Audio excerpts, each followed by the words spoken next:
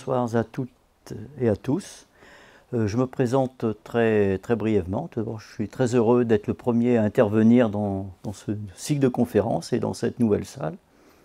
Je suis Michel Colombet, ingénieur forestier. J'ai travaillé pendant plus de 30 ans au Centre régional de la propriété forestière, que j'ai quitté il y a 2 ans pour me mettre à mon compte, pour en fait, finir ma carrière professionnelle donc, en tant que consultant formateur et également gestionnaire forestier. Donc je connais relativement bien la forêt bretonne au niveau régional, puisque j'ai travaillé donc dans un organisme qui avait une compétence au niveau de la région. Pour commencer, juste un petit peu d'histoire, pour bien comprendre d'où vient notre forêt bretonne et comment elle a évolué. Donc ce qu'il faut savoir, c'est qu'il y a 8000 ans à peu près, toute la Bretagne était boisée.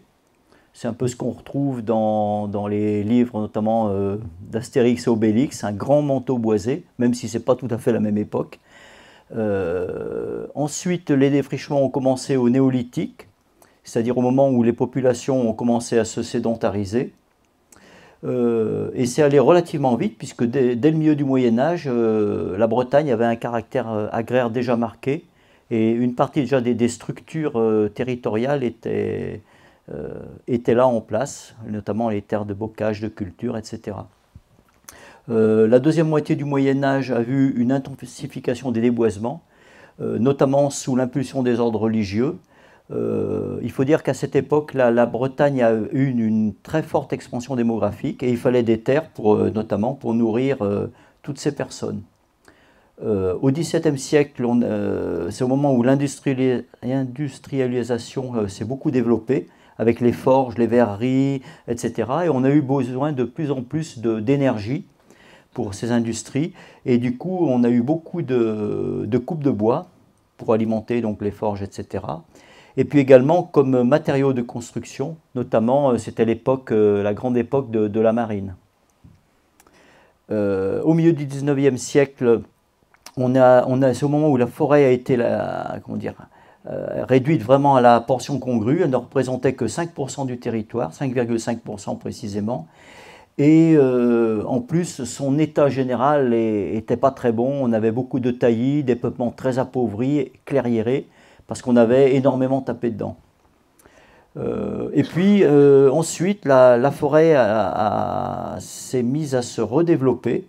On a eu, pour différentes raisons, tout d'abord, on a commencé à boiser les landes, qu'on a su boiser notamment, comment dire, parce qu'on a eu des nouvelles essences qui sont apparues, mais j'en parlerai un petit peu plus tard. On a commencé à avoir une déprise agricole dans les terrains les plus difficiles, la guerre de 14 également, et puis des énergies, notamment le pétrole, etc., qui ont commencé à remplacer le bois. Donc petit à petit, la forêt a commencé à aller mieux, je dirais.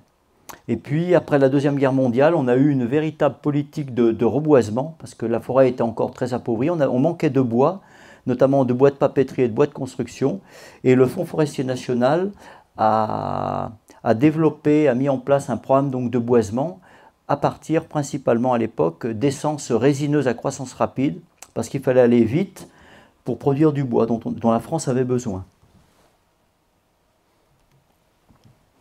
Alors, notre forêt bretonne aujourd'hui, à quoi ressemble-t-elle? Alors, ce qu'il faut savoir, c'est que la forêt bretonne aujourd'hui, la Bretagne plus exactement, a un taux de boisement qui est très inférieur à la moyenne nationale. On est à 16% aujourd'hui. Donc, je vous ai parlé de 5% au milieu du 19e siècle. Donc, vous voyez qu'on a beaucoup progressé. En sachant que la moyenne nationale est de 31 et que la forêt bretonne a la même évolution que la forêt française, c'est-à-dire qu'elle est en expansion continue depuis 150 à 200 ans, à peu près pour les mêmes raisons que celles que j'ai évoquées pour la Bretagne. La forêt bretonne est composée principalement de bosquets et de petits bois. On a peu de grands massifs. Je vous ferai voir tout à l'heure une carte qui précise tout ça. Et la forêt bretonne donc appartient à une multitude de propriétaires, principalement des propriétaires privés.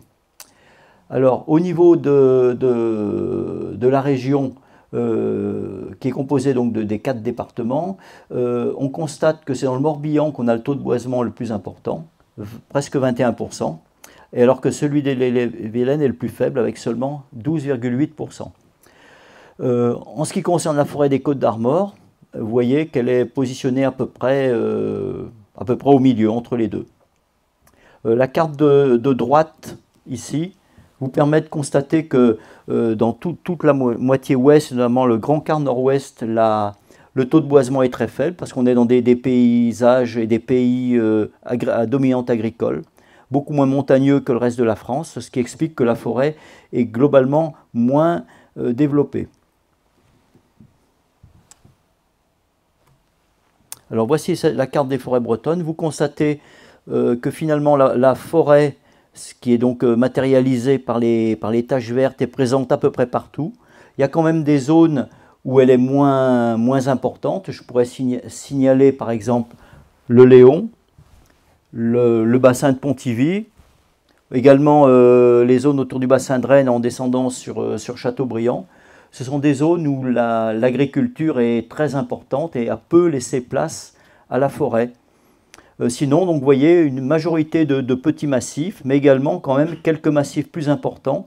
Alors, comme massif forestier privé important, vous avez la forêt de Pimpon, à cheval entre le Morbihan et l'Ille-et-Vilaine, la forêt de la Nouée, la forêt de Quénécan, près du lac de Guerre-les-Dents, la forêt de la Hunaudet, la forêt de l'Ardouinet. Et puis vous avez également, parmi les massifs relativement importants, un certain nombre de forêts domaniales, donc des forêts qui appartiennent à l'État.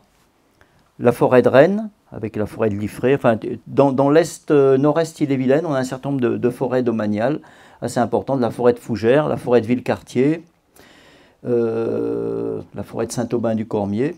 Et puis également un bout de la forêt de Loudéac pour les Côtes d'Armor et un bout de la forêt de la Hunaudet sont des forêts donc domaniales.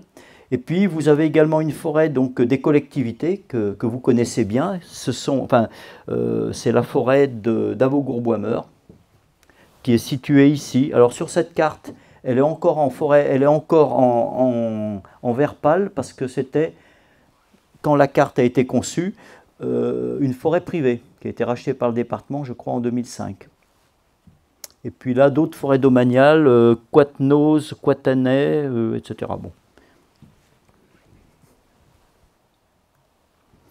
Donc, comme je vous le disais, la forêt bretonne est en expansion depuis à peu près 2 siècles.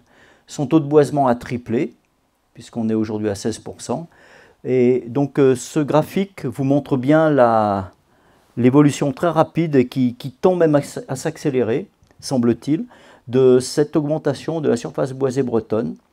Et donc, depuis à peu près 40 ans, on a une augmentation de surface donc de 4000 hectares par an en moyenne.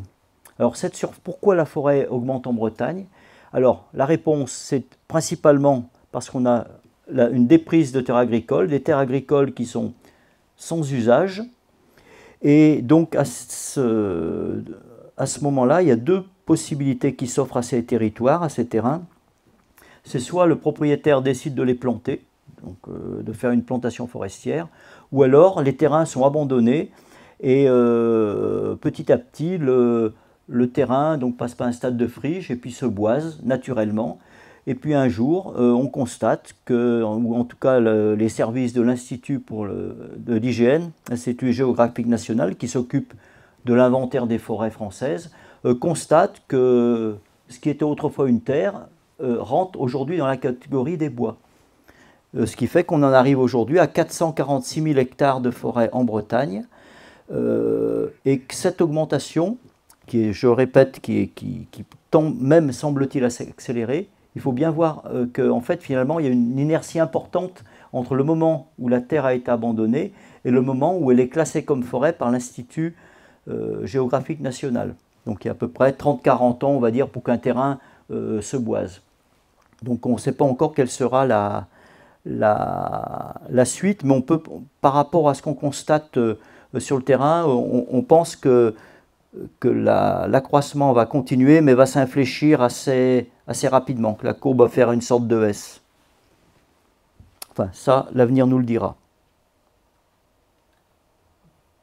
Donc, oui, si, chose importante quand même, c'est que sur ces 4000 hectares d'accroissement, on va dire forestier annuel, il y en a à peu près plus des 3/4 qui sont de la colonisation naturelle. Ça veut dire que finalement, le forestier agit relativement peu sur cette extension, puisqu'il n'en maîtrise à peu près qu'un quart, à peu près 1000 hectares qui sont liés à des plantations. Alors la forêt bretonne, c'est une forêt qui est essentiellement privée, puisque plus de 90% de sa surface appartient à des propriétaires privés. En réalité, on est même plus près de 92%. Donc vous voyez la part des forêts publiques qui est faible par rapport à l'ensemble de la part de forêts privées. Ces forêts privées sont détenues par à peu près 125 000 propriétaires privés. Alors on a des particuliers, on a des indivisions, on a des groupements forestiers, on a vraiment différents types de propriétaires ou de formes juridiques de propriétaires.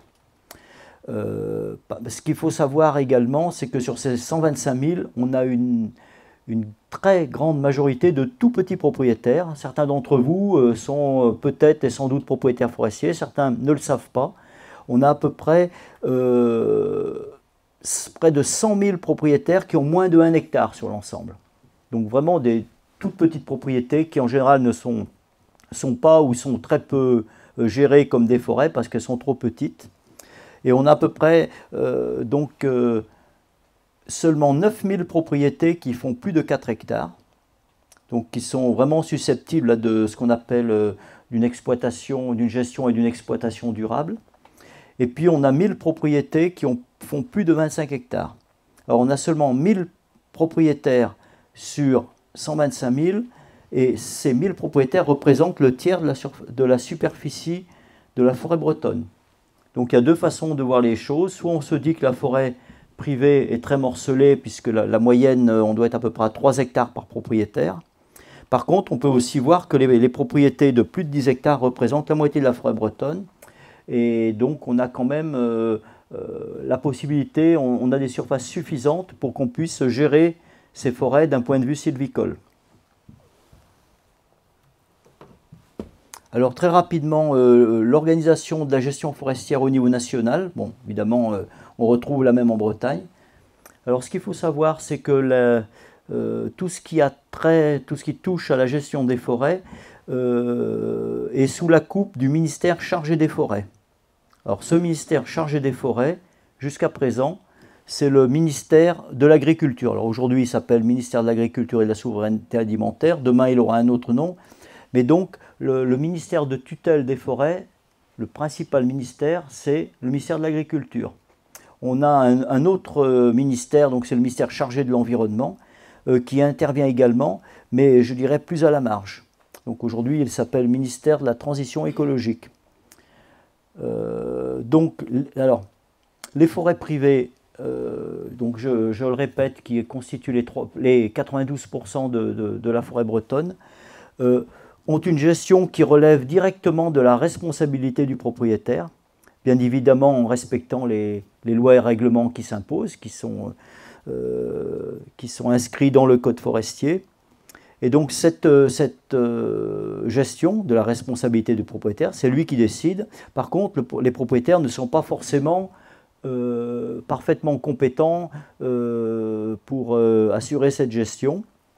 Et donc un certain nombre d'entre eux s'entoure d'un gestionnaire professionnel. Ça peut être donc un expert forestier, ça peut être une coopérative forestière en adhérant à une coopérative locale. Bon, il y en a en gros qu'une seule dans la région, ou alors en faisant appel à un gestionnaire forestier indépendant. Donc par exemple, moi à titre personnel, je suis gestionnaire forestier indépendant. Donc l'idée, c'est donc d'assister le propriétaire dans sa gestion. Le propriétaire reste maître des décisions, mais il est accompagné dans ses coupes, dans les travaux qu'il doit faire, etc. En ce qui concerne les forêts publiques, donc soit des forêts domaniales, départementales ou communales, donc la gestion, là, elle est assurée, donc il y a un établissement public qui a été créé à cet effet, c'est l'Office national des forêts, et donc c'est lui qui est gestionnaire des forêts publiques. Donc les choses sont relativement claires entre forêt publique et forêt privée. Et l'Office national des forêts, d'ailleurs, lui, est un établissement public qui a la double tutelle, à la fois le ministère donc, chargé des forêts, ministère de l'Agriculture, mais également le ministère de l'Environnement. Bon, rapidement, alors ça concerne peut-être plus les propriétaires privés, je dirais, propriétaires forestiers privés. Voilà. En fait, le monde forestier, le monde de la forêt, il est petit, on n'est pas très nombreux, mais en fait, il y a toute une multitude d'organismes, c'est très difficile de s'y retrouver. Les propriétaires ont du mal. Je vais simplement vous en présenter 3 sur la multitude qui existe. Alors tout d'abord, donc les DDTM, les Directions départementales des territoires et de la mer. Alors ce sont donc des services de l'État, il y en a une par département, et elles ont un service forestier qui aujourd'hui est réduit, enfin quand on dit service forestier, en fait il englobe en général la forêt, la chasse, l'environnement ou la nature. Voilà, c'est un service un petit peu plus vaste, mais en fait il est réduit vraiment à quelques personnes par département. Et donc ce service qui est chargé donc de l'application du code forestier, c'est-à-dire qui notamment effectue les contrôles, un certain nombre de contrôles, et puis qui relève les infractions quand il y en a. C'est un peu le gendarme de la forêt. Les DDTM également, c'est auprès d'elles qu'il faut aller pour obtenir un certain nombre d'autorisations administratives, par exemple des autorisations de défrichement, par exemple une carrière qui s'agrandit, qui a besoin d'empiéter sur la forêt, ce sont les DDTM qui donnent ces autorisations, enfin qui au final sont délivrées par le préfet, mais ce sont donc eux qui instruisent les dossiers. Et aussi pour un certain nombre de coupes, suivant la situation des propriétaires forestiers, un certain nombre ont besoin de demander des autorisations administratives pour pouvoir effectuer certains types de coupes dans leur forêt, et donc c'est auprès des DDTM qu'il faut s'adresser. Et puis les DDTM sont aussi là pour mettre en œuvre donc, les politiques publiques, notamment tout ce qui est politique de subvention à la forêt. Alors ça c'est un peu en train de changer, parce que les régions ont pris beaucoup d'importance ces dernières années, et il y a un certain nombre de programmes forestiers qui aujourd'hui sont financés par la région, qui étaient jusqu'à présent instruits par les DDTM, mais qui aujourd'hui, ou demain, ou très prochainement, ne le seront plus. La région reprend les choses en main et va sous-traiter l'instruction de ces dossiers de subvention, de financement à d'autres organismes. Alors un organisme important, quasiment incontournable pour les propriétaires forestiers, c'est le CRPF, le Centre régional de la propriété forestière. Alors j'en parle, j'y ai travaillé pendant plus de 30 ans, donc pour moi c'est un organisme important. Alors il a plusieurs missions. La première, c'est l'agrément des DGD, c'est les documents de gestion durable des forêts privées. Je vous en parlerai dans la suite de mon exposé. Donc ça, c'est une mission de service public qui lui a été confiée par l'État. C'est d'ailleurs, on pourrait dire, la justification principale de l'existence de ces centres régionaux de la propriété forestière. Donc les CRPF sont des émanations du CNPF, Centre national de la propriété forestière, qui est un établissement public de l'État. C'est un établissement public qui est administré par un conseil d'administration formé de propriétaires forestiers élus, et son personnel, je vais faire comme si j'y étais toujours, on n'est pas fonctionnaire, mais on est payé par l'État, pour faire simple. Le CRPF, il intervient donc pour tous les propriétaires qui sont soumis à avoir un document de gestion durable. Je voulais juste vous demander au niveau du centre régional pour la Bretagne, c'est Bretagne Pays de Loire, c'est ça? Alors oui, depuis 2017, c'est quand il y a eu la fusion des régions, ce qui n'a pas été le cas, la Bretagne est restée elle-même, mais à ce moment-là, il y a eu un certain nombre de régions qui ont fusionné, et donc les CRPF de ces régions-là ont fusionné, et donc notre instance nationale, le CNPF, en a profité pour dire, comme on était deux petites régions forestières, les Pays de la Loire et la Bretagne, on va faire un seul CRPF, puisque Bretagne plus Pays de Loire, on ne représente quand même que 5,5 ou 6% de la forêt privée française. Donc maintenant, on est Bretagne Pays de la Loire. Mais il y a une délégation régionale à Rennes, et une délégation régionale à Nantes. Donc avant, j'étais le délégué régional pour la Bretagne. Alors le CRPF, donc, il apporte également du conseil aux propriétaires. Alors, c'est important de le signaler, c'est un conseil qui est gratuit. Les agents du CRPF se déplacent sur le terrain et vont donc faire des diagnostics de plantation et autres pour les propriétaires et donnent tout type de conseils sur la gestion de sylvicole, quelle que soit la taille du propriétaire. Donc ça c'est important, même les petits propriétaires peuvent faire appel au CRPF. Je reviens sur la diapositive précédente. Par contre, l'action du CRPF se limite au conseil. Donc un conseil qui peut être assez appuyé, assez précis. Par contre, la mise en œuvre des projets, la maîtrise d'œuvre, etc., ne relève pas du CRPF. Le propriétaire doit passer, soit il se débrouille tout seul, s'il se sent suffisamment fort, soit il fait appel donc, à un gestionnaire qui va l'aider à réaliser ses travaux, ses projets. Et le CRPF, également, c'est un organisme de développement forestier qui est là pour, je dirais, améliorer la sylviculture, également donc par des études techniques, par un réseau d'expérimentation. C'est très important de voir un peu quelles sont les essences qui marcheront dans le futur, des nouvelles techniques d'éclaircie, des tests de nouveaux matériels forestiers, etc. Donc le CRPF a un réseau d'essais. Le CRPF conduit donc des études techniques et puis fait de l'animation aussi autour de projets groupés. Par exemple, là, il y a eu des incendies cet été qui ont touché des forêts privées morcelées. Le CRPF est en train de préparer, donc de mettre en place des programmes de reboisement concertés. Le CRPF fait l'animation, là aussi, ça s'arrête à l'animation. Ensuite, pour ce qui est des propriétaires forestiers, il y a le syndicat des propriétaires forestiers.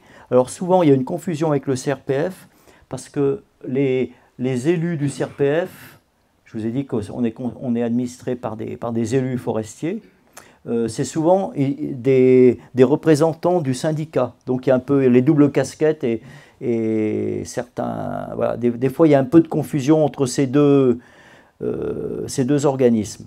Donc là, ce syndicat, comme tous les syndicats, il est là pour représenter la profession, donc les propriétaires forestiers, qui sont à 99,9% des non-professionnels, mais c'est important qu'ils soient également représentés vis-à-vis des pouvoirs publics. Comme tout syndicat, il défend les intérêts des sylviculteurs. Et puis, il a un service de conseil juridique et fiscal qui est réservé aux adhérents. Alors, on change de sujet, maintenant on revient, on a vu un peu les hommes, maintenant on revient à la forêt, et tout d'abord les essences d'arbres. Alors, la forêt bretonne, c'est une forêt qui aujourd'hui, je dis bien, est essentiellement feuillue, puisque 79% des arbres qui la composent sont des feuillus. Alors, ce ratio a beaucoup évolué, puisqu'on était seulement à 50-50 dans les années 80. Alors, c'est peut-être pas la perception que vous avez de la forêt bretonne, parce que quand on regarde, on voit beaucoup de reboisement, notamment, on voit beaucoup de résineux, mais en fait, c'est, comment dire, je dirais que c'est une impression, une fausse impression. Ça vient principalement du fait qu'on n'a pas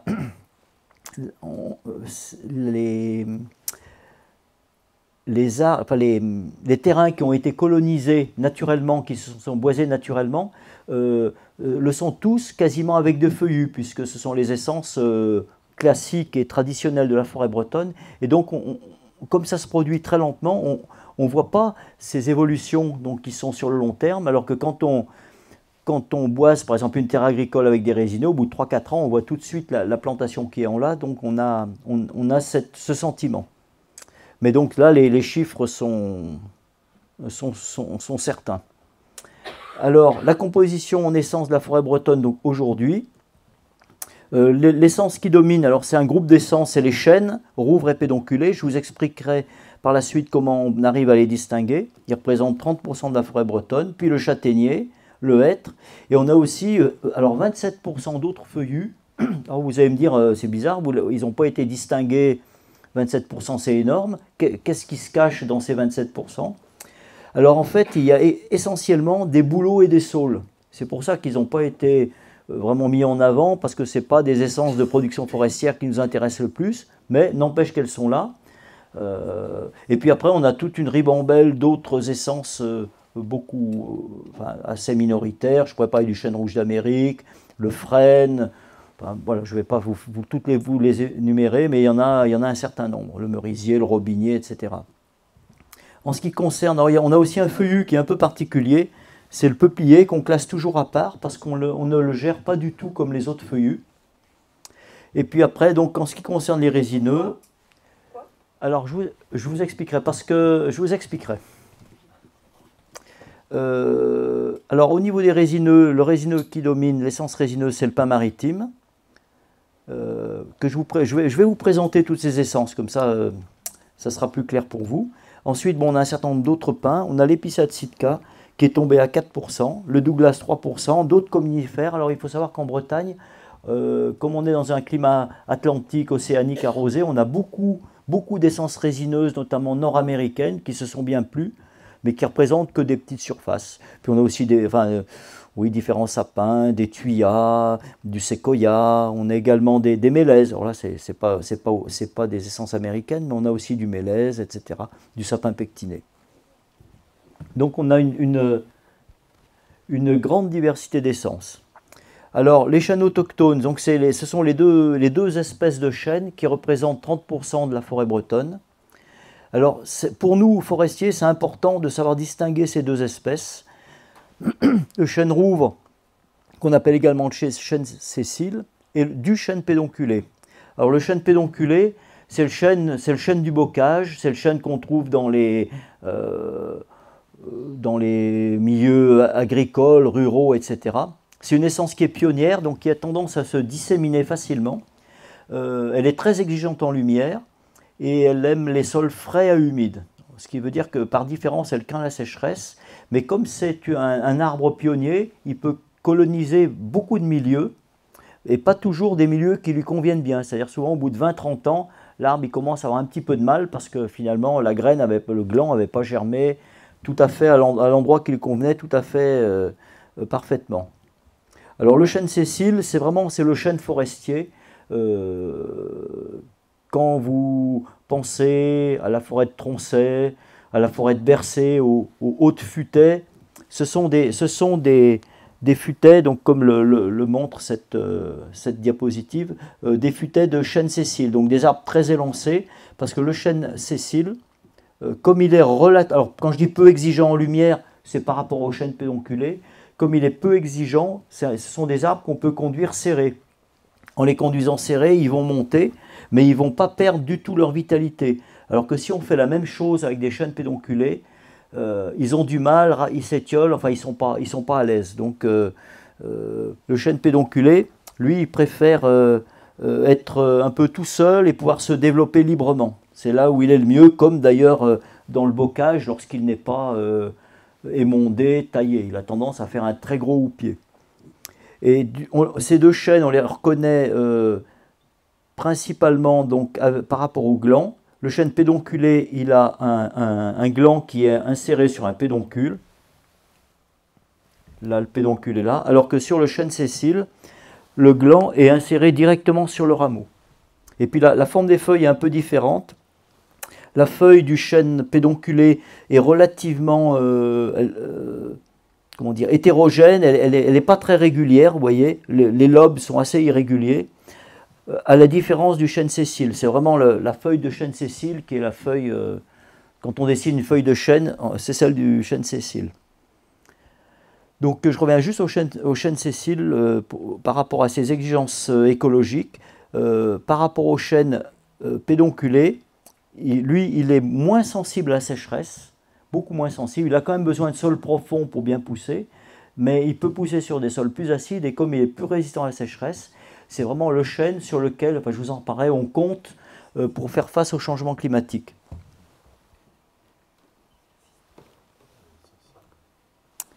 Alors maintenant, le résineux le plus important en Bretagne, donc le pin maritime, c'est celui qu'on appelle aussi le pin des Landes.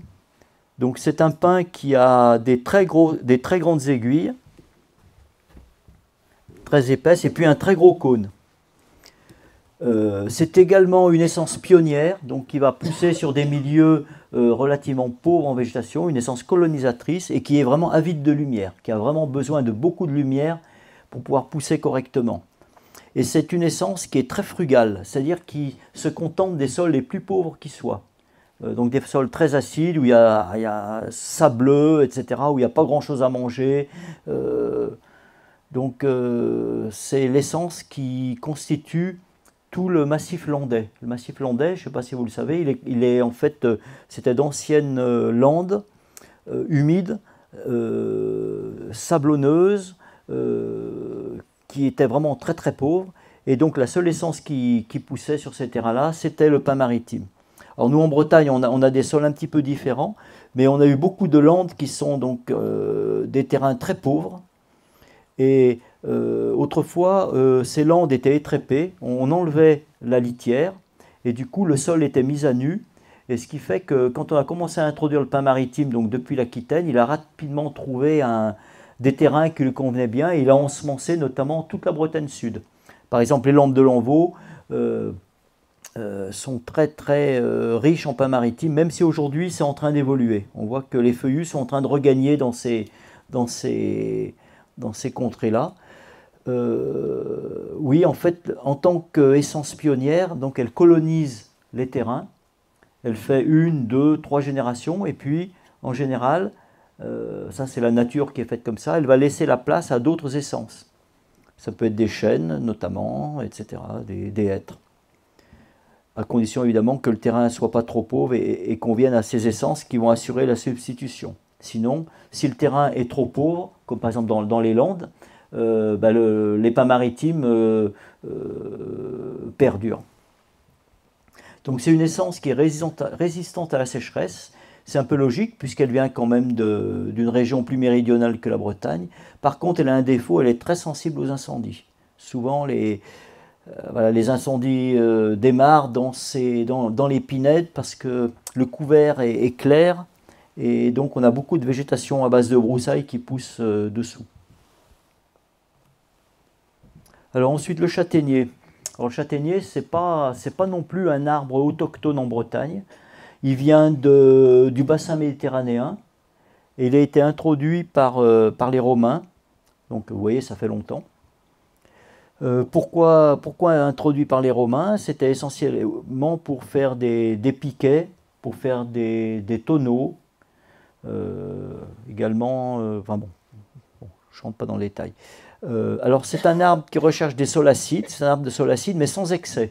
C'est-à-dire que il lui faut quand même des terrains qui sont relativement fertiles, bien drainés. Il craint l'eau stagnante et des sols profonds. Bien que ce soit une essence méridionale, le châtaignier craint les sécheresses sévères. Et actuellement, il est en train de souffrir du fait du changement climatique. Les châtaigneraies qu'on trouve dans le Morbihan, dans l'île-et-Vilaine, souffrent beaucoup. Et d'autant plus qu'il y a un certain nombre de maladies, telles que la maladie de l'encre, qui sont favorisées par le réchauffement climatique. Donc oui, le châtaignier est une essence qui, a priori, c'est une essence qu'on aime bien, mais qui va sans doute...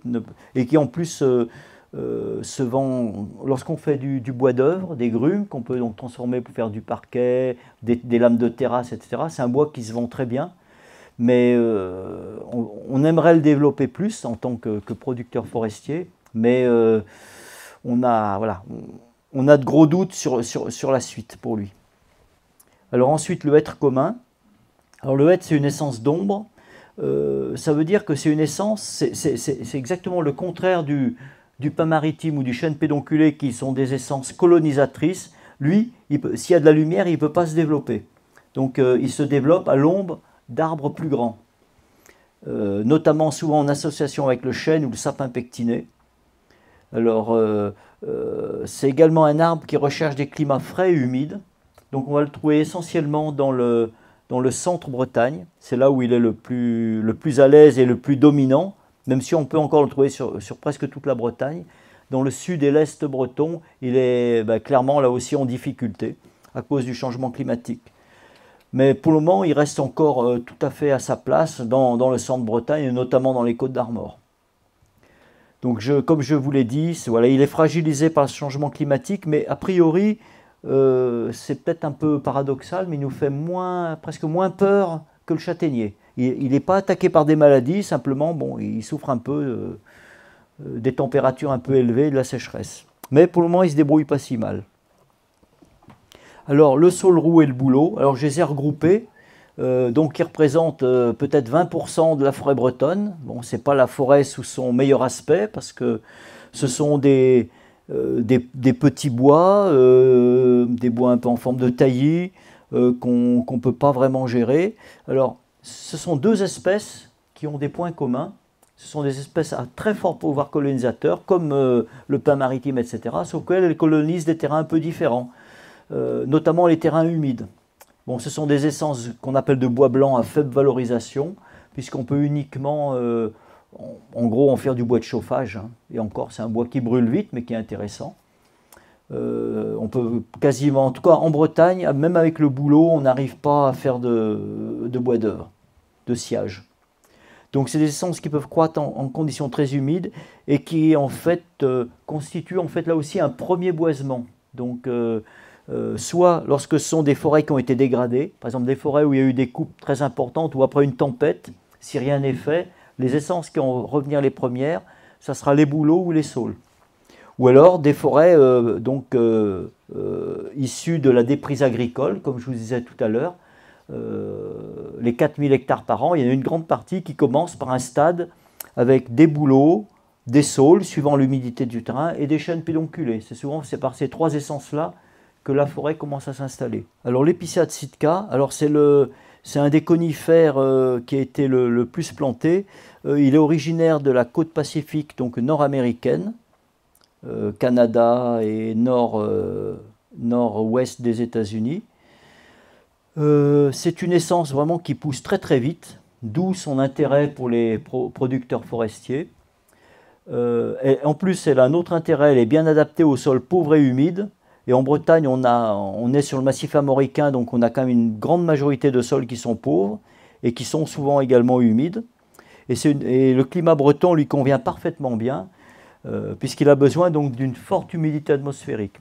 Par contre, lorsqu'on arrive, quand je dis climat breton, c'est le climat du centre de la Bretagne. Quand on va en direction de Rennes et vers la Loire-Atlantique, là le climat lui convient beaucoup moins bien, même ne lui convient plus. Donc c'est une essence qui est capable d'avoir de très fortes productivités, qui a un bois de qualité moyenne, c'est pour des sciages standards, pour faire de la palette, etc. Ce n'est pas du bois d'œuvre de très haute qualité, mais en fait, voilà, son intérêt, c'est qu'il en produit beaucoup. Cet épicéa de Sitka, donc il a été beaucoup planté, notamment dans le cadre du Fonds forestier national, dans les années 60, 70, 80. Il continue d'être planté aujourd'hui en deuxième génération. Et il a eu, dans les années 2010, 2012 jusqu'en 2015, il y a eu de très très fortes mortalités. Cet arbre a été attaqué par un parasite qui s'appelle le dendroctone et qui venait donc, c'est le dendroctone de l'épicéa commun, il venait de la Pologne, etc. Et il arrive en Bretagne et en fait, l'épicéa de Sitka lui a beaucoup plu et il a décimé des centaines et des centaines d'hectares de peuplement qu'il a fallu exploiter et pour la plupart replanter. On a réussi à endiguer ce parasite par la lutte biologique en élevant son prédateur naturel qui s'appelle le Rhizophagus. Donc c'est un prédateur qui se nourrit de dendroctones. Donc des Rhizophagus ont été lâchés dans les plantations d'épicéa de Sitka qui étaient quand elle commençait juste à être atteinte, et rapidement le Rhizophagus a réussi à faire décliner les populations de dendroctones, et aujourd'hui, bon, le dendroctone est encore là, mais on a à peu près un équilibre qui s'est trouvé, et finalement l'épicéa de Sitka aujourd'hui n'est plus en danger. L'épicéa Sitka, pour le reconnaître, donc il a un cône que vous voyez sur la photographie, et puis ses rameaux en fait sont constitués d'aiguilles qui sont très piquantes. Donc si vous mettez la main dessus, ça pique, et elles sont souvent à caractère un peu bleuté. Alors ensuite, un autre arbre à croissance rapide, c'est le Douglas, bon, qui est beaucoup plus connu au niveau national que l'épicéa Sitka, parce que autant l'épicéa Sitka, c'est un arbre vraiment d'affinité atlantique qu'on va trouver qu'en Bretagne, un petit peu dans le Limousin et un petit peu au Pays Basque, alors que le Douglas, lui, on le trouve dans toute la France, notamment dans le Morvan, etc. Donc il est originaire de l'ouest des États-Unis, mais il est un peu moins côtier que l'épicéa Sitka, même si les deux peuvent se trouver mélangés. Alors contrairement à l'épicéa Sitka, lui, il n'aime pas les terrains humides et trop pauvres. Il est un peu plus exigeant, il faut des terrains de meilleure qualité. C'est également une essence productive, qui produit beaucoup, mais moins quand même que l'épicéa Sitka. C'est un arbre qui est tout à fait majestueux. Alors il peut dépasser 50 mètres de haut, j'ai noté. L'épicéa Sitka aussi peut dépasser 50 mètres de haut, mais la différence, c'est qu'en Bretagne, il est beaucoup moins longévif, et donc on les coupe avant, parce que le bois commence à se dégrader, donc des épicéas Sitka dépassent rarement 35-40 mètres, alors que le Douglas, lui, quand il a 60-70 ans, il a encore la vie devant lui, et donc il peut dépasser 50 mètres. C'est d'ailleurs les Douglas qui sont les arbres les plus hauts de France. Ce n'est pas dans la région, c'est dans le centre de la France, mais on a des Douglas en Bretagne qui ont dépassé, même d'autres, et même certains qui ont été abattus, et d'autres qui dépassent 50 mètres, qui sont encore sur pied. Donc le Douglas produit un bois de cœur de très grande qualité, donc c'est un bois qui est très recherché. On le reconnaît par rapport à son cône, qui est assez particulier, avec sur les écailles, on appelle ça une bractée trifide avec 3 dents. Donc ça permet de bien le reconnaître. Et puis son feuillage est beaucoup plus souple que celui de l'épicéa Sitka, il ne pique pas. Et quand vous froissez les feuilles, il y a une odeur de citronnelle qui se dégage.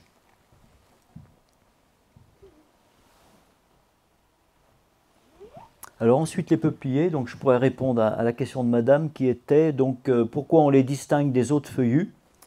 Alors les peupliers, en fait il en existe 3 principales espèces qui sont cultivées.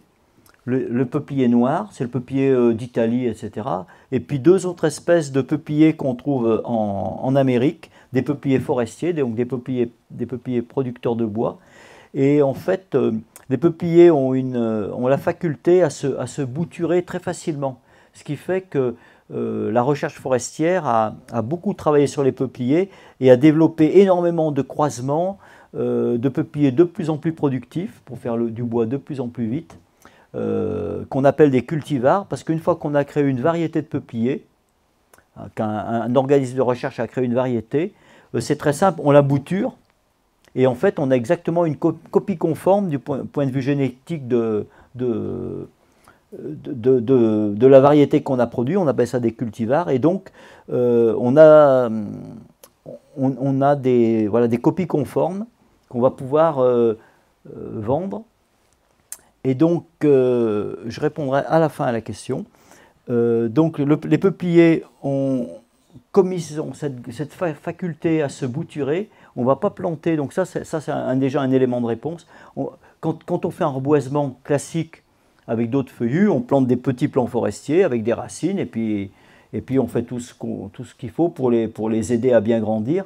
Pour le peuplier, c'est tout à fait différent. On va planter ce qu'on appelle des plançons. Donc ce sont des grandes tiges de peuplier, toutes droites, qui font environ, ça dépend, entre 3 mètres et 3 mètres 50, voire 4 mètres, qu'on va enfoncer d'1 mètre dans la terre et qui vont faire des racines. Donc c'est tout à fait différent. Et les peupliers, on va les planter directement, donc là je réponds à la question, à densité définitive. On va les planter tous les 7 mètres. Alors que les feuillus, pour avoir à la fin de la production, mettons 150 feuillus en coupe finale, on va en planter 1500 ou un peu plus et on va éclaircir progressivement. Donc c'est pour ça que les peupliers, on les distingue des feuillus, des autres feuillus. Et puis la dernière raison, c'est que les peupliers, comme ils poussent très vite, ils sont très droits. On a des plantations qui ont une physionomie particulière. et on les exploite entre 20 et 25 ans, voire 30 ans. Mais après, je dirais, le bois se déprécie, ça n'a plus d'intérêt de les garder plus tard. Donc des essences à croissance très rapide, alors que je dis voilà, 25 ans, on va dire que c'est la moyenne pour les peupliers en Bretagne. Un châtaignier, c'est à peu près 45-50 ans. Un chêne, c'est plutôt 120 ans, donc vous voyez, ou un hêtre 100-120 ans. Donc vous voyez que le peuplier, on peut faire 5 à 6 rotations peuplier quand on fait une rotation de chêne. Et le peuplier, c'est une essence qui sert surtout à alimenter l'industrie de l'emballage léger, c'est-à-dire tout ce qui est cagettes, bourriches d'huîtres, etc.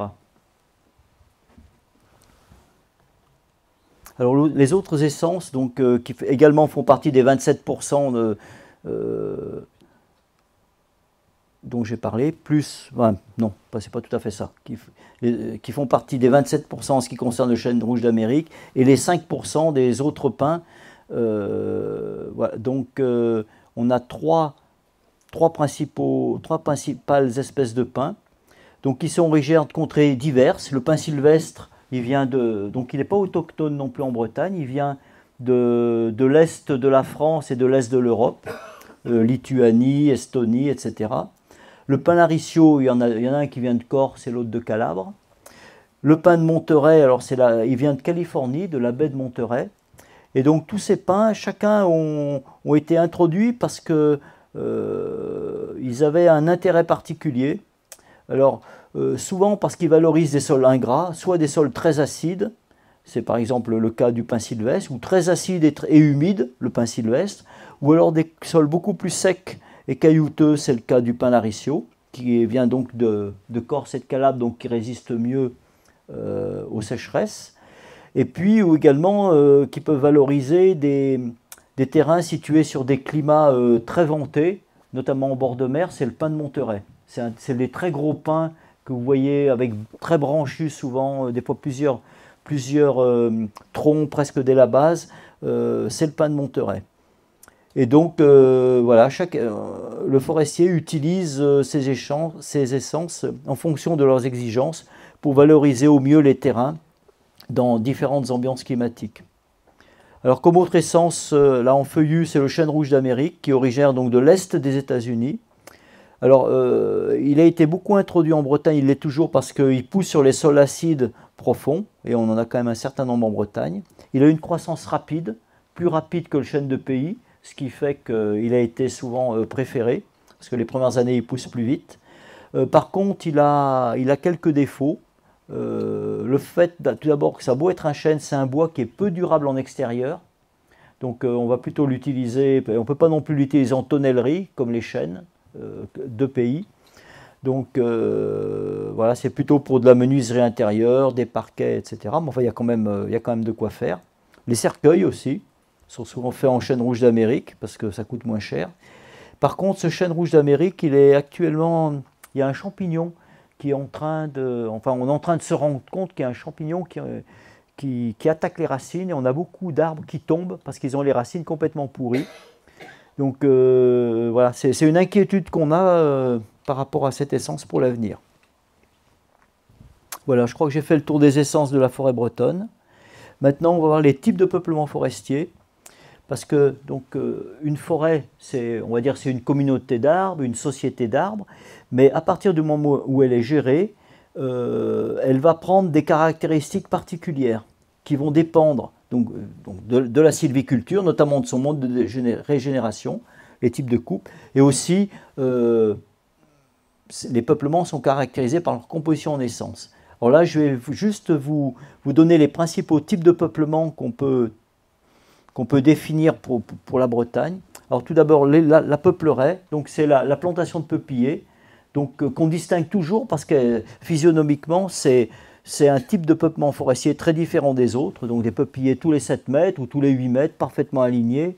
Comme on travaille avec des cultivars, donc c'est une copie conforme génétiquement c'est la même espèce, la même variété, le même individu on pourrait dire. On a des peuplements qui sont très homogènes, donc c'est intéressant pour une sylviculture à vocation industrielle, voilà, sylviculture intensive. Ensuite, en bas, à gauche, vous avez les futaies. Alors la futaie, ce sont des arbres, des peuplements, pardon, qui sont issus de la germination de graines. Vous avez des graines ou d'arbres qui ont été plantés, mais qui également étaient en pépinière issus de graines. Et donc on les plante à une densité suffisante, souvent 1000, 1200, 1500, jusqu'à 2000 plants par hectare. Et donc ces petits arbres issus de graines vont grandir, on va les éclaircir progressivement, comme on pourrait faire pour des carottes, et on va favoriser les plus beaux arbres qui donc vont grossir, vont donc former un fût de plus en plus gros, et ce fût va devenir à un certain moment suffisamment gros pour pouvoir être scié ou avec d'autres techniques tranchées, etc., pour faire donc du bois d'œuvre. Donc du coup le mot futaie vient de fût, parce que ce sont des arbres qui ont un fût unique. Et leur destination finale, c'est bien de produire du bois d'œuvre, principalement, on va dire, du sciage.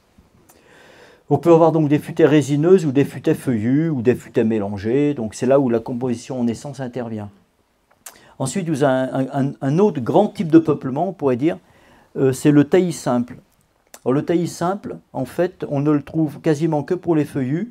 Il s'agit de peuplements dont les arbres sont composés de rejets de souches. C'est-à-dire qu'il y a un certain moment, les feuillus ont été coupés. Au départ, l'arbre était issu d'une graine qui a grossi.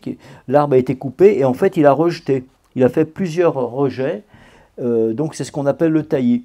Alors, ça marche très bien sur le châtaignier, notamment, le chêne. Il y a d'autres essences qui rejettent moins. Et les résineux, par contre, à part le séquoia, les résineux, enfin, il y a quelques exceptions, ne rejettent pas.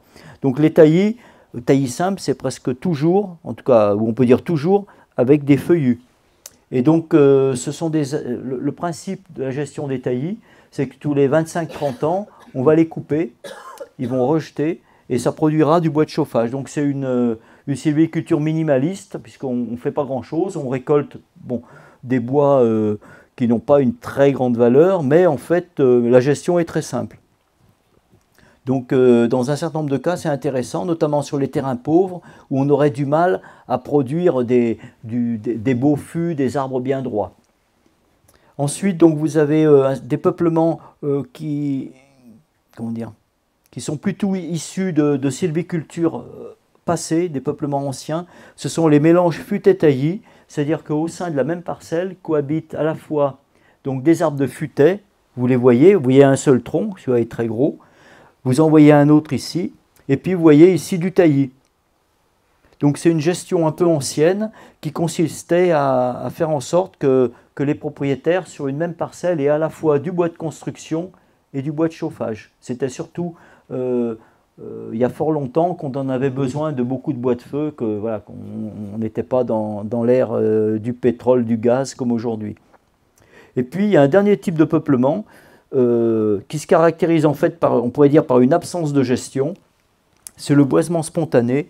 Donc c'est ce boisement qui provient de la déprise agricole, de l'enfrichement et petit à petit de la forestation de ces terres-là.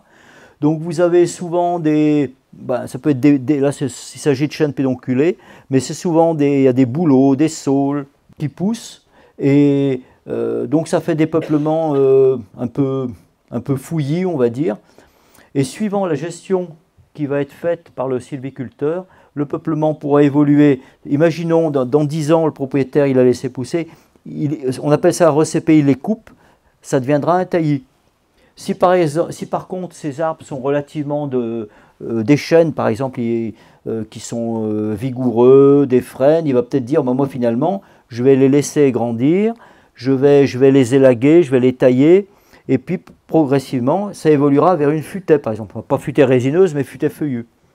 Ou alors, s'il y a des bouleaux, etc., qui recoupent, ça peut aussi faire un mélange futaie-taillis. Donc, ce qu'il faut retenir, c'est que ce type de peuplement, il est plutôt transitoire, parce que le jour où le peuplement est géré, il évolue vers un autre type de peuplement. Donc, ce que vous constatez, c'est qu'en Bretagne, on a essentiellement donc des futaies, à peu près moitié-moitié entre futaies résineuses et futaies feuillues.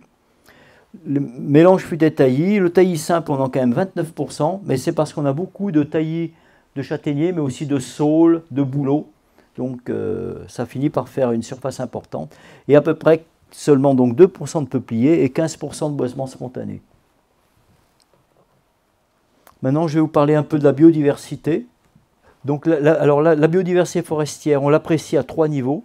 Génétique, c'est-à-dire que par rapport à la diversité qu'on peut avoir au sein d'une espèce, vous voyez, bon, ça c'est à titre d'illustration. Vous voyez, par exemple, là, on a une population de digital pourpre, et puis celle-là, elle a poussé blanc. Donc, c'est une façon voilà, d'exprimer la diversité qu'on peut trouver. Donc c'est important, cette diversité au niveau des espèces, enfin intra-espèces, puisque c'est elle qui permet l'adaptation à des changements, etc. Donc c'est important d'avoir des populations d'une espèce donnée qui sont importantes pour avoir donc une large base génétique qui va permettre ces adaptations aux conditions futures. Notamment, je pense au changement climatique, mais il n'y a pas que ça. Alors, la biodiversité forestière s'apprécie aussi au niveau donc, des écosystèmes. Pour cela, il faut avoir donc des écosystèmes. Alors, un écosystème, vous ne savez peut-être pas ce que c'est. En fait, c'est un ensemble, c'est à la fois un biotope, un milieu de vie, sur lequel vous avez une faune et une flore. Et tout ça vit ensemble. Il y a des interdépendances entre tous ces éléments. Donc c'est important d'avoir des écosystèmes qui soient variés, donc diversifiés, mais aussi en bon état de fonctionnement. Parce que si on a une multitude d'écosystèmes différents mais qui fonctionnent mal, on n'aura pas en fait un milieu de vie favorable à de nombreuses espèces. Donc on perdra en fait en nombre d'espèces. Donc pour résumer, on a la diversité, elle s'apprécie au niveau génétique, donc intra-espèce. Elle s'apprécie en fonction du nombre d'espèces qu'on peut avoir dans un milieu donné, en sachant que toutes les espèces, on les voit pas, on les connaît pas forcément toutes. Et ensuite, en fonction des différents écosystèmes. Alors en Bretagne, en termes de biodiversité, les espèces à enjeu fort, c'est les chauves-souris forestières. Oui, parce qu'on ne les trouve pas ailleurs qu'en forêt. Les insectes, alors saproxylophages, alors ce sont les insectes qui se nourrissent de bois mort. Et c'est important, donc c'est du bois mort qu'on ne trouve quasiment qu'en forêt, puisqu'on ne le trouve presque plus en bocage, parce que voilà, l'agriculture est souvent trop intensive. Donc c'est important d'avoir du bois mort en forêt, des vieux arbres qui permettent à ces insectes de faire l'ensemble de leur cycle de vie. Et ensuite, bon, il y a un certain nombre d'oiseaux forestiers aussi qui sont intéressants. Bon, après, on pourrait rajouter des espèces qu'on connaît moins, mais il y a les champignons forestiers aussi qui ont besoin de bois mort, etc. Et puis bon, des espèces, alors c'est moins forestières, mais elles sont quand même la forêt a un rôle important pour elles. C'est par exemple les loutres qui vivent dans l'eau, mais en général dans des milieux plutôt boisés. Voilà. Après, donc, dans la biodiversité forestière, c'est également les autres milieux qui peuvent être en contact avec la forêt ou au sein de la forêt. Par exemple, une mare forestière fait partie de la biodiversité forestière, au même titre qu'une lande, qu'une clairière, etc. Alors, donc, c'est l'ensemble de ces éléments qu'il faut essayer de maintenir par la gestion forestière. Alors, je vais vous donner quelques exemples de ce que peut faire le forestier pour protéger la biodiversité. La première, donc, c'est de préserver ce qu'on appelle les milieux forestiers patrimoniaux. On a identifié un certain nombre de milieux qui sont relativement rares, ou en tout cas qui ont un intérêt biologique important, et donc qu'on connaît, qu'on est capable de repérer. Et donc, il est demandé, même si ce n'est pas une obligation, de les respecter dans le sens où il s'agit de faire en sorte qu'ils puissent se régénérer, se renouveler au besoin. Alors ces milieux forestiers patrimoniaux, ce sont des milieux donc, en fait, qui ont été relativement, où l'action de l'homme a été relativement peu intense, et la forêt a évolué vers ce qu'on pourrait appeler un climax, c'est-à-dire un état d'équilibre, et les essences qu'on trouve, c'est les essences qui sont allées au bout du cycle. Par exemple, là on est dans une hêtraie. C'est-à-dire que c'est l'essence qui... Toute l'évolution forestière s'est faite. On a peut-être commencé un jour par des saules, des bouleaux. Et puis, petit à petit, il y a eu cette évolution. Les essences se sont différenciées. À la fin, on a le hêtre qui est là. Bon, pas forcément seul, il peut être avec d'autres essences. Et là, donc, c'est un habitat particulier qu'on appelle la hêtraie jacinthe. Vous voyez des jacinthes. Mais il n'y a pas que ça. Il y a évidemment plein d'autres choses dans ce milieu-là. Donc c'est protéger ces milieux, c'est-à-dire, par exemple, ici, en évitant de les couper et d'aller planter un résineux, par exemple. Là, on peut tout à fait, lorsque les arbres sont vieux, les régénérer avec du hêtre, par exemple. Voilà. C'est favoriser l'essence autochtone et les mélanges d'essences. Pourquoi les essences autochtones? Parce que, en fait, les essences qui sont là depuis longtemps, en Bretagne, mais c'est également le cas ailleurs, elles abritent une faune et une flore qui leur est inféodée. Donc voilà, il ne faut pas chambouler les choses trop vite. Donc en favorisant toutes ces essences, on permet de maintenir ces équilibres, ces interactions arbres, espèces. Et puis les mélanges d'essences aussi, c'est intéressant parce que plus on a des essences différentes, plus en fait ça correspond à des milieux de vie différents et des façons et des apports nutritifs différents pour les animaux.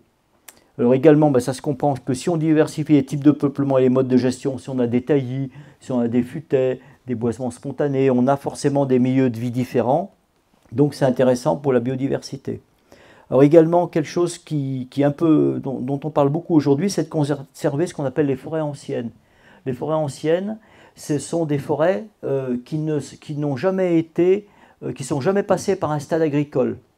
Elles ont pu être coupées, mais en fait elles sont toujours restées forestières à couper, c'est-à-dire juste couper, après ça repousse. Elles sont toujours restées forestières et donc là aussi on sait qu'on a une biodiversité, notamment en termes d'insectes, de petits animaux qu'on connaît peu, qui sont particuliers, qui sont dans l'humus, etc. Donc c'est important ces forêts-là d'essayer de les conserver pour la biodiversité plus ou moins connue ou inconnue qu'elle recèle. C'est également de raisonner les coupes rases des peuplements. On sait bien que quand on coupe à blanc une forêt, c'est un traumatisme pour les êtres qui y vivent. Donc il faut essayer de... on a besoin de couper du bois évidemment, donc de faire en sorte que ces coupes ne soient pas trop importantes pour que les espèces qui sont présentes, par exemple, je veux dire les hannaux autour des palombes qui nichaient dans le coin, ils puissent retrouver le même endroit pour vivre à proximité. Donc ne pas couper des surfaces trop importantes de peuplement. Alors aussi, chose très importante, conserver du bois mort sur pied au sol. Alors souvent, dans l'imaginaire des gens, une forêt, ça doit être entretenu, ça doit être propre, un peu comme un jardin. Non, c'est vraiment le contraire. Il faut garder, faut garder du bois mort parce qu'il y a des tas de champignons, d'insectes et autres qui en ont besoin pour faire l'ensemble de leur cycle de vie. Alors également, c'est intervenir en termes de gestion en période favorable, éviter les périodes de nidification par exemple. Donc ça, on peut tout à fait savoir. Donc aujourd'hui, on essaye, je dis bien d'y faire attention quand on exploite. C'est également lorsqu'on fait des coupes, lorsqu'on fait des éclaircies, en général on va sélectionner les plus beaux arbres et on va enlever des arbres qui sont moins beaux. On va conserver des arbres qui sont peut-être pas très beaux, qui ont un défaut, un trou de pic, etc. Parce que finalement, c'est également un milieu de vie, peut-être pour le pic ou pour d'autres animaux qui vont venir après. Donc on peut garder aussi, voilà, là vous voyez avec des trous de pic, donc cet arbre-là on peut le laisser, bon, en plus il n'a plus de valeur celui-là, pour la faune.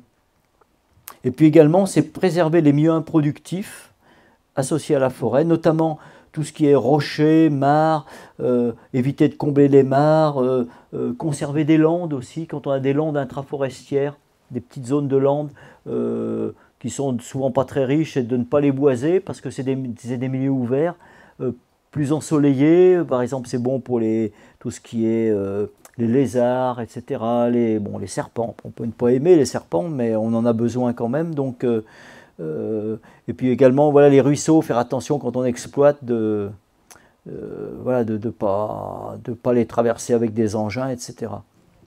Donc tout ça, voilà, ce sont des attentions qu'il faut avoir. Et puis également, évidemment, ça génère quand même certaines contraintes, parce que souvent, c'est plus facile de faire des grandes coupes rases que des petites, parce que voilà, économiquement, c'est un petit peu plus avantageux, mais enfin, il y a des fourchettes qui permettent en gros de faire en sorte que c'est pas trop néfaste pour la biodiversité, mais quand même d'avoir une rentabilité correcte. Alors maintenant, voyons, on va passer dans le volet économique qui est plus court. La production de bois et la récolte en Bretagne. Donc évidemment, la forêt, c'est une de ses vocations. Hein, qu'on la cultive ou qu'on ne la cultive pas, elle produit du bois. On en a 80 millions de mètres cubes en Bretagne, donc c'est pas rien. Et la production annuelle, donc la forêt bretonne s'accroît naturellement de 2,9 millions de mètres cubes par an. Donc ça fait en moyenne presque 7 mètres cubes par hectare, bon, sachant que ça peut varier de 1 à 30 suivant la productivité de la forêt. Et la récolte, vous voyez, elle est à peu près d'1,4 million de mètres cubes, donc la moitié de la production. Donc ça veut dire que la forêt bretonne n'est pas surexploitée, puisque chaque année, donc, elle s'enrichit d'à peu près 1,5 million de mètres cubes. Mais c'est tout à fait normal. Il y en a qui pourraient dire, bah oui, la forêt bretonne est sous-exploitée. Non, elle n'est pas sous-exploitée. C'est parce qu'on est dans une forêt qui est encore jeune. Je vous ai expliqué que c'est une forêt qui s'accroît. Chaque année, on gagne 3-4 000 hectares. Donc, c'est des jeunes arbres qui arrivent. Donc, il faut capitaliser. Donc, c'est-à-dire que la forêt gagne en mètres cubes pour atteindre un certain niveau, et après on peut commencer à décapitaliser, pour faire simple. Donc ça veut dire que c'est normal qu'en moyenne, la forêt bretonne s'accroisse en mètres cubes. Évidemment, il y a des vieux peuplements qu'on exploite, parce qu'ils sont mûrs, parce que c'est le moment. On fait également des éclaircies, mais dans les peuplements où on fait des éclaircies, on prélève moins que l'accroissement. C'est-à-dire on va prélever, mettons, tous les 10 ans, on va prélever, mettons, 100 mètres cubes, mais la forêt en aura produit 200. Donc, on part d'une forêt qui était pauvre et jeune, et aujourd'hui, la forêt bretonne, je répète, au niveau de la région, est en train donc de s'enrichir en bois. Alors, l'exploitation produit 4 grands types de bois, des grumes. Donc, ce qu'on appelle les grumes, ce sont les arbres de grande longueur. Donc c'est forcément des arbres qui sont issus de futaies. Vous vous rappelez le schéma, la photo à gauche tout à l'heure. Des billons, les billons c'est ça, donc ce sont des bois plus petits, de moindre diamètre, qui vont avoir d'autres usages. Souvent c'est pour faire, ça peut être de la palette, ça peut faire de la papeterie, ça peut faire des panneaux de particules, alors que les grumes serviront à faire du sciage. Des planches, pour faire simple, ou des éléments de charpente, etc. Donc les grumes peuvent être aussi bien, des grumes de chêne peuvent être aussi bien donc feuillues que résineuses. Ensuite, on a également du bois bûche. Donc là, c'est du bois de chauffage, vous connaissez. Et puis également un nouveau produit qui sort de plus en plus des forêts, c'est le bois déchiqueté. Donc le bois déchiqueté, c'est essentiellement donc, du bois en tout cas ça devrait tout le temps l'être, du bois de très faible qualité, qui ne peut pas avoir d'autres usages que le fait d'être broyé, déchiqueté et de produire du bois énergie. Alors l'exploitation et la transformation du bois, alors c'est un sujet qui est de plus en plus polémique, on va dire. Alors c'est vrai que la forêt, il y a de plus en plus de gros engins qui rentrent en forêt. La récolte est de plus en plus mécanisée pour des raisons forcément économiques, c'est-à-dire d'abaissement des coûts d'exploitation. On a également une récolte mécanisée parce qu'on développe donc, le bois énergie, donc les plaquettes. Donc quand je parle de récolte mécanisée, je crois qu'on le voyait sur la photo d'avant, on a de plus en plus d'abatteuses qui viennent en forêt, donc qui coupent, qui ébranchent, qui billonnent, qui mettent en tas. Et on a de plus en plus donc, de porteurs, donc ces engins qui vont charger le bois et qui vont l'emmener. Bon, après, on a également encore, bon là c'est presque folklorique, mais on a un petit peu de débardage à cheval dans des endroits un peu particuliers où il faut vraiment être très précautionneux, mais bon, ça reste tout à fait marginal. En Bretagne, au niveau donc, de la transformation du bois, le peuplier c'est une ressource importante, il ne représente que 2% de la surface, c'est-à-dire 15 fois moins que les chênes. Mais en fait, la récolte aujourd'hui, elle doit être à peu près seulement la moitié de celle des chênes. Donc, parce qu'en fait, notamment dans les Côtes d'Armor, c'est pour ça que j'insiste, on a des transformateurs de peupliers, des usines, enfin maintenant il n'y en a plus que 3 parce qu'elles se sont regroupées, de transformateurs de peupliers, donc, parce que on est sur une zone à la fois conchilicole, enfin coquillage, et puis maraîchère importante. Donc, le peuplier, c'est une ressource importante pour les transformateurs bretons.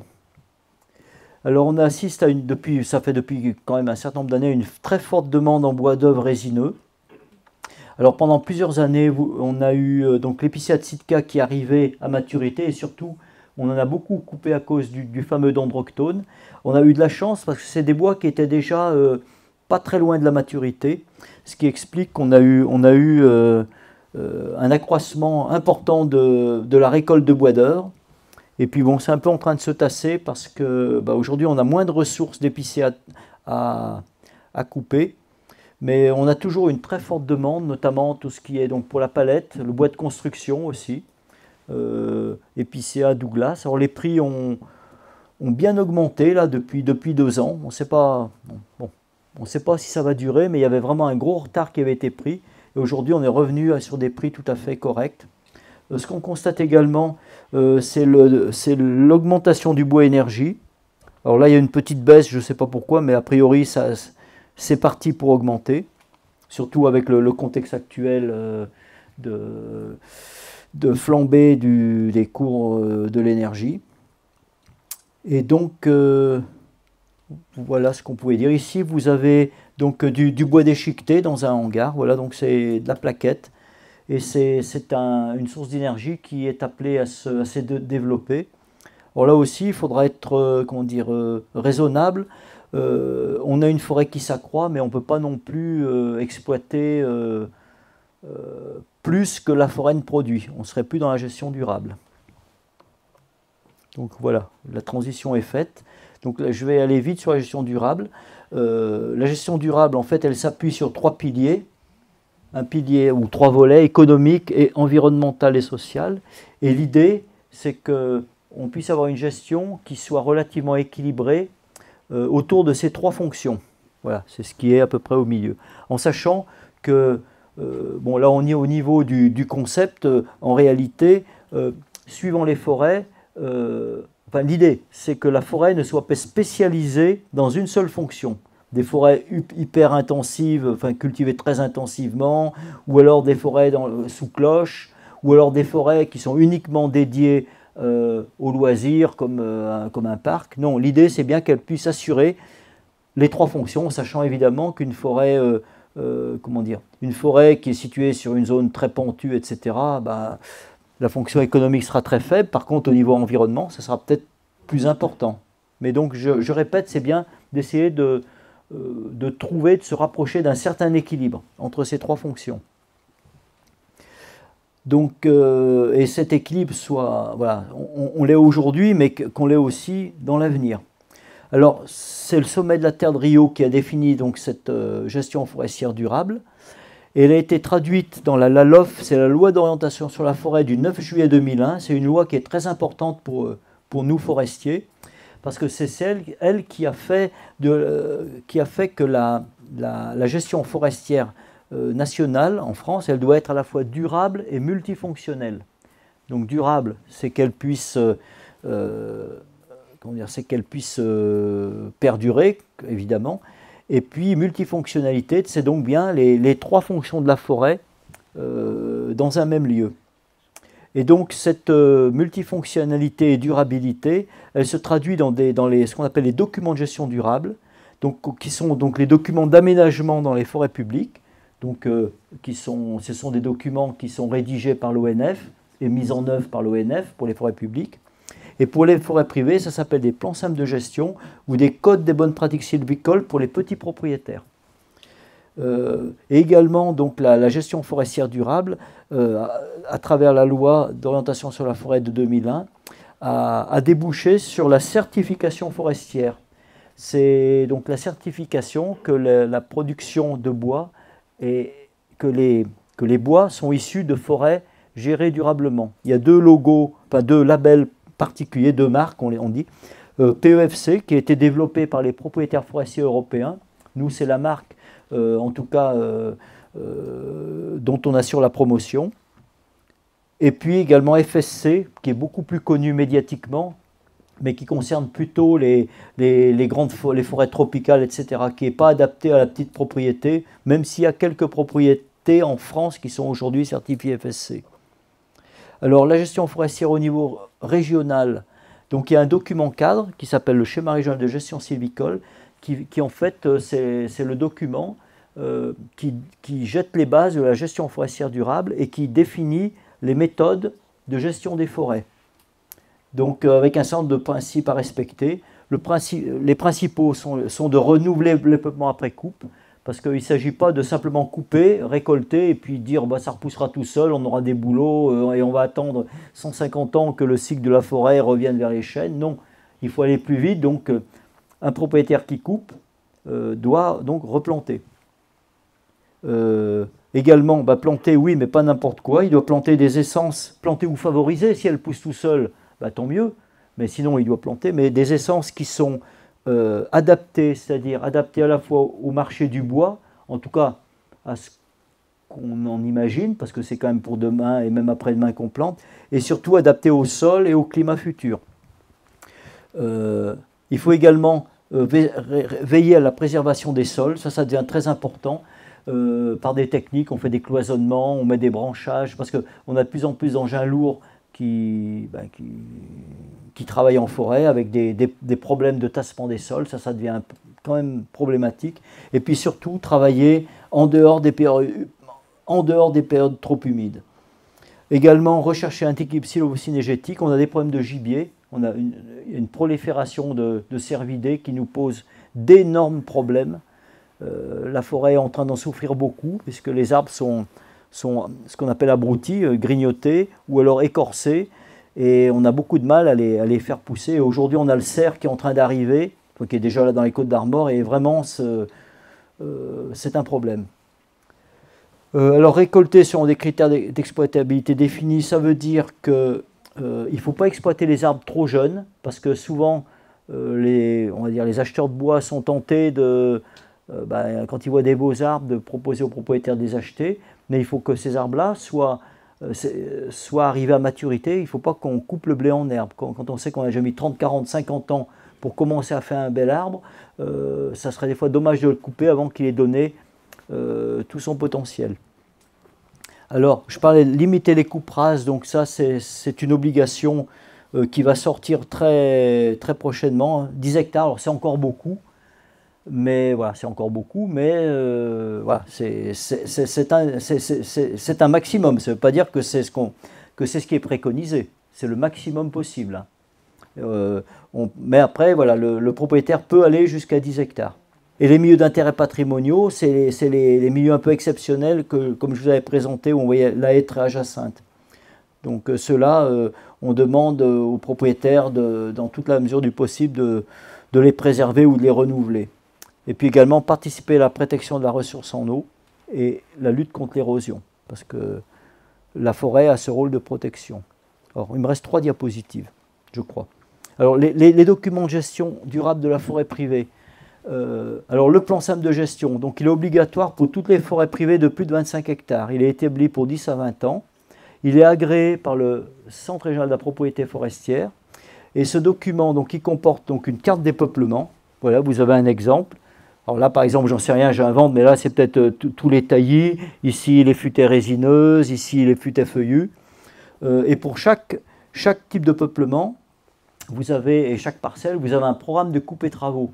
On dit, par exemple, la parcelle 1A, voilà, il y aura une éclaircie en 2027.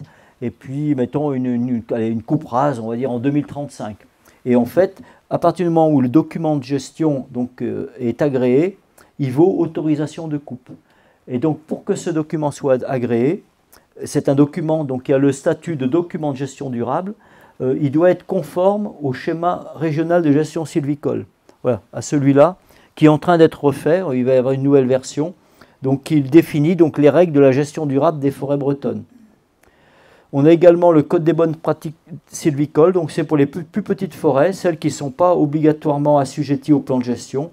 Donc c'est un document beaucoup plus simple, le propriétaire s'engage à respecter les grands principes. Donc en gros c'est ces grands principes-là, donc c'est un engagement. Pardon. Et il a un petit programme où il dit, sur chaque, c'est pour 10 ans, il dit sur chaque parcelle, le type d'intervention qu'il propose de faire. Et donc ces documents de gestion durable, ils permettent d'accéder aux aides publiques à la forêt et à la certification forestière. Et en Bretagne, vous voyez, on a près de 100 000 hectares de forêts privées qui sont sous documents de gestion durable. Les autres qui ne le sont pas, c'est souvent parce que les propriétaires s'en désintéressent ou alors que c'est des petites surfaces qui ne sont pas gérées. À partir du moment où elles ne sont pas gérées, on n'a pas besoin d'un document de gestion durable puisqu'on ne les gère pas. Alors la forêt bretonne face au changement climatique, alors on voit qu'en 30 ans, donc ça c'est une étude qu'il a montrée, donc c'est factuel, ça a eu lieu. La température a augmenté de 1 degré, c'est une étude donc de 2019 là, que j'ai conduite quand j'étais au CRPF avec Météo France. Donc vous voyez la différence, là c'est 10 degrés, 5, vous voyez qu'aujourd'hui on n'a plus du tout ces températures basses, on a gagné donc en moyenne 1 degré. Donc on a des problèmes canicules, vous le savez, sécheresse, on a un problème de remontée des maladies. Les maladies qui étaient plus au sud aujourd'hui remontent, et aussi avec les hivers doux et un certain nombre de parasites qui ne sont plus, qui se développent beaucoup mieux. On a parlé de la chenille processionnaire, il y a aussi la maladie de l'encre du châtaignier. Voilà. Et on a aussi des essences qui souffrent plus que d'autres, notamment je vous ai dit le châtaignier, qui pour le moment vraiment souffre beaucoup, le hêtre, mais à 1 degré moins, de chêne pédonculé parce qu'il craint la sécheresse, mais aussi même le Douglas. Le Douglas dans le sud et dans l'est de la région, en Ille-et-Vilaine, dans le sud Morbihan, il a eu quelques soucis cet été. Et déjà en 2003, il avait un peu eu du mal. Donc les recommandations pour adapter les forêts au changement climatique, alors la première chose, c'est d'anticiper l'évolution du climat lors du choix des essences, c'est-à-dire que on se dit l'essence que je plante ou que je favorise aujourd'hui, il faudra que dans, mettons, 60, ça dépend évidemment de l'essence, 60, 70, 80 ans, elle sera toujours à l'aise. Donc ça demande un effort intellectuel et puis un pronostic qui n'est pas forcément facile à faire. Mais ça fait depuis des années que les forestiers s'y préparent. Donc ce n'est pas du tout nouveau pour nous. Donc il va falloir diagnostiquer de plus en plus finement le milieu pour être capable de savoir quelle marge de manœuvre on dispose entre le plan qu'on met aujourd'hui et sa récolte présumée dans, je disais, 50, 60 ou plus. Donc voilà, connaître très finement le sol, etc. pour ne pas se tromper. Alors soigner les plantations, vraiment, ça c'est très important. Faire des préparations de sol de qualité, ne pas tasser les sols, mettre les plants très précautionneusement, parce que si on n'a pas un bon système racinaire, on sait que ce sont des arbres qui souffriront lorsque le manque d'eau viendra dans 20, 30, 40 ans. C'est dès le début que le système racinaire doit se mettre en place. Favoriser le mélange d'essences, oui, parce que plus on a de diversité, plus c'est ce qu'on appelle la résilience, plus on a des chances qu'une essence ou 2 ou 3 soient mieux adaptées que les autres et permettent à la forêt de continuer de prospérer. Évidemment, c'est compter de plus en plus sur les essences méridionales, les cèdres, les pins, le chêne pubescent, donc des essences qui sont adaptées à des climats plus chauds, qu'on est en train donc d'installer dans la région. On appelle parfois ça la migration assistée des essences, parce qu'on sait que les essences n'ont pas la... naturellement, le changement climatique va plus vite que leur possibilité de colonisation. Donc voilà, ce sont des essences qu'on est en train de mettre en Bretagne par endroits. Proscrire les tassements de sol, alors ça, moi, c'est un peu une de mes marottes, parce qu'aujourd'hui, avec les engins lourds, etc., les contraintes économiques, nos sols ont tendance à être de plus en plus tassés, et qui dit tassement dit diminution de la réserve en eau, les sols, il y a moins de porosité, etc., difficulté d'enracinement pour les arbres, et donc difficulté de réussite des plantations. Donc ça, c'est quelque chose qui est très important. Et puis également, quand on tasse les sols dans des arbres qui sont adultes, on écrase des racines, etc. Donc là aussi, on les fragilise. Et puis également, alors éclaircir régulièrement et sans excès, et ne pas trop ouvrir les peuplements. C'est important, parce que si vous ouvrez trop fort, les arbres sont fragilisés, sont trop mis en lumière, et ça peut poser des problèmes. Alors voilà, 2 dernières diapos. Alors les enjeux et les perspectives. Alors, d'un point, comment dire, comme je dirais les éléments positifs, c'est que notre surface boisée en Bretagne, elle s'accroît, aussi bien en surface, vous l'avez vu, mais également en volume, je vous l'ai dit. Aujourd'hui, la forêt et le bois ont beaucoup d'opportunités. Tout d'abord, le bois, c'est un matériau qui est renouvelable et recyclable. C'est un matériau parfaitement écologique, qui demande peu d'énergie pour être produit, et même pour être transformé, pardon.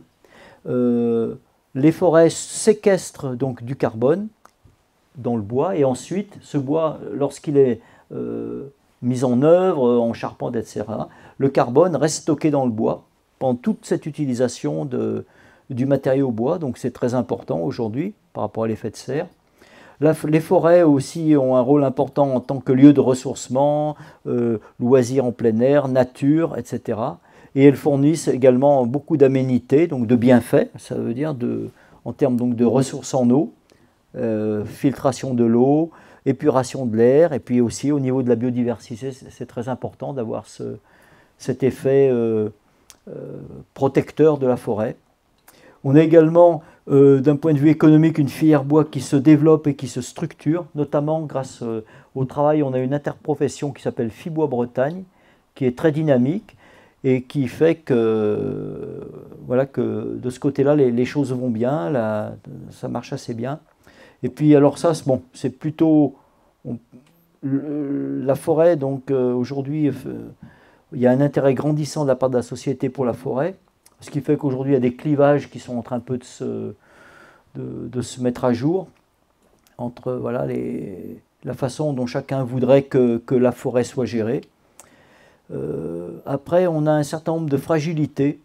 Alors, la prolifération du gibier. Alors, je sais bien que pour le grand public, voir des chevreuils en forêt, voir des cerfs, c'est génial. C'est vrai que c'est sympa. Mais aujourd'hui, c'est l'overdose, hein, clairement. Et les sangliers aussi sont en train de se développer, et pour nous forestiers, on n'arrive pas à faire en sorte d'avoir une diminution importante des plans de chasse qui aujourd'hui sont délivrés par la Fédération des chasseurs. Avant c'était par les DDTM, mais c'était pareil.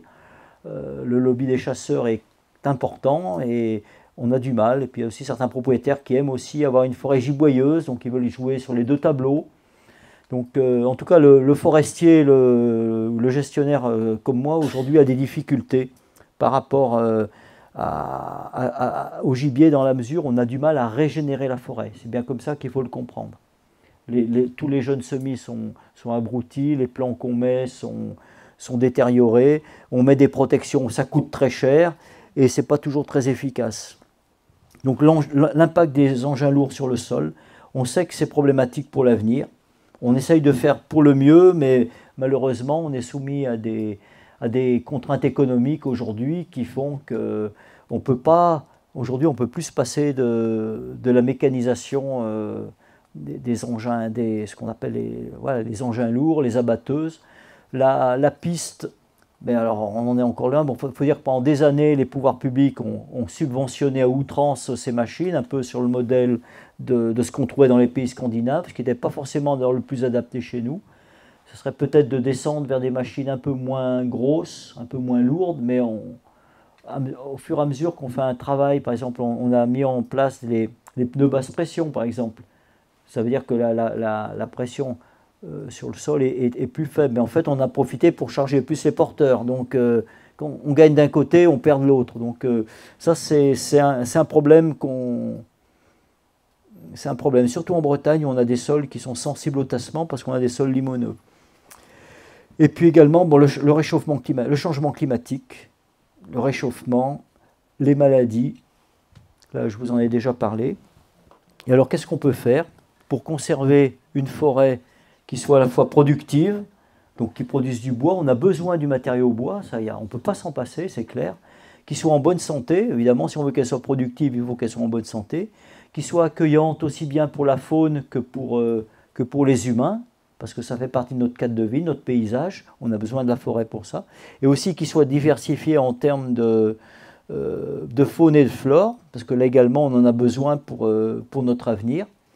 Donc pour ça, qu'est-ce qu'il faut faire? Donc il faut absolument préserver la productivité des sols, ça c'est en évitant donc de les maltraiter. Je reviens encore sur le tassement, donc ne pas passer des engins en période humide, etc. Également ne pas être raisonnable, je l'ai dit tout à l'heure, en ce qui concerne l'exploitation du bois énergie. Les grandes coupes de bois énergie où on récolte tout, où on récolte des petits bois, parce que plus le bois est petit, plus il est riche en éléments minéraux. Donc tout ça, si tout ça est broyé, c'est autant de matière qui est exportée du terrain et donc qui va manquer au sol. Et en Bretagne, on est sur des terrains, notamment les terrains forestiers, qui sont des terrains très pauvres. La forêt arrive à pousser, mais souvent elle est un peu limite. C'est le facteur limitant de nos terrains bretons, de nos sols, c'est la pauvreté minérale. Donc attention à l'avenir, à ne pas exagérer sur le prélèvement en bois énergie. On ne serait plus dans de la gestion durable si on commence à avoir une perte de productivité de nos sols. Maintenir sa capacité de régénération, c'est-à-dire continuer de planter chaque fois qu'on fait une coupe, planter donc notamment des essences nobles, ça peut être des résineux, ça peut être des chênes, etc. Les bouleaux, les sauleux, en général on ne les plante pas parce qu'ils viendront de toute façon tout seuls, mais c'est bien d'en avoir aussi pour avoir une forêt diversifiée.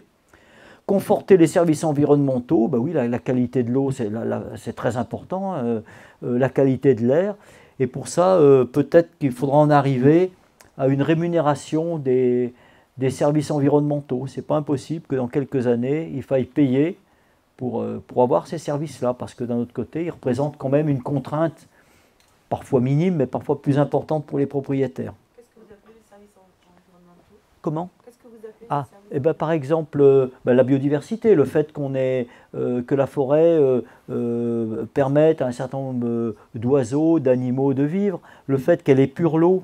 La forêt, c'est un filtre pour l'eau. La forêt, elle produit de l'oxygène. Donc, c'est important que ça puisse continuer. La forêt, elle stocke du carbone. Et d'ailleurs aujourd'hui, le stockage du carbone, il commence à être rémunéré. Donc si on veut que la forêt continue, notamment au niveau de la biodiversité pour les propriétaires forestiers, privés, mais c'est également vrai pour l'ONF, quand on plante par exemple planter des résineux, ça coûte moins cher, parce que les plants poussent plus vite, pour différentes raisons, et ça rapporte plus que de planter des chênes ou des hêtres.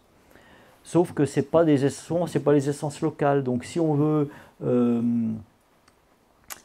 conserver une forêt qui soit attractive pour la biodiversité, souvent ça génère des coûts plus importants pour les propriétaires. Par exemple aussi pour ce qui est la préservation de la qualité de la ressource en eau. Les exploitations sont plus compliquées. Il faut mettre des... la loi déjà interdit un certain nombre de choses. On ne peut pas passer avec un engin au-dessus des cours d'eau. Il faut mettre des ponts, il faut avoir des systèmes particuliers qui renchérissent le coût des exploitations. Donc il est possible que d'ici quelques années, ces services-là deviennent tellement importants qu'il y aura des contrats qui seront passés, alors peut-être avec l'État, avec les régions ou autrement, pour que ces services environnementaux que le propriétaire forestier en ait un retour. Parce que pour le moment, les propriétaires forestiers ne se rémunèrent qu'avec la vente de bois, en gros. Je ne sais pas si c'est clair. Oui. Et donc raisonner le niveau d'intensité de la gestion sylvicole avec des prélèvements qui soient modérés, mais significatifs quand même. Ne pas couper les arbres trop jeunes, ça c'est très important. Et puis également avoir des coupes qui soient pas trop importantes, c'est ce que je vous disais en termes notamment de coupe rase. Et puis enfin, dernier point pour l'avenir, c'est d'anticiper pleinement le changement climatique. Mais là, les propriétaires forestiers, il faut vraiment ils sont déjà dedans. Nous, ça fait plus de 20 ans qu'on parle du changement climatique et que les propriétaires, après il y a toujours un ou deux irréductibles qui n'y croient pas, mais ça fait depuis plus de 20 ans que les propriétaires forestiers se préparent au changement climatique avec des nouvelles essences, etc. Donc, bon après, est-ce que cela sera suffisant pour conserver nos forêts? Là, seul l'avenir le dira. Voilà, merci.